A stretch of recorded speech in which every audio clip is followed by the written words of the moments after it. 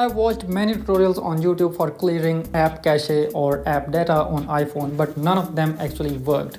All they tell the same solution, which is you have to go to the settings and after that open that application and simply offload the app. But offloading the app does not work at all. When you re-download the application, it again captures the same number of storage. So I discovered a solution myself. What you have to do is you have to go to the application that you want to clear the cache of.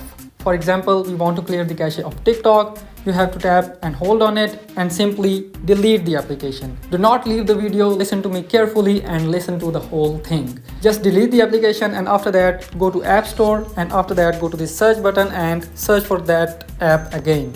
And simply reinstall the application that you want to clear the cache of.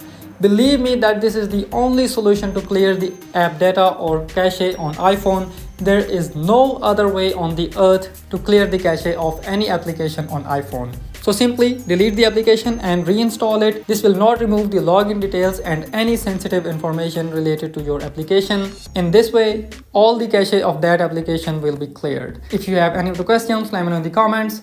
See you in the next video. Thank you so much.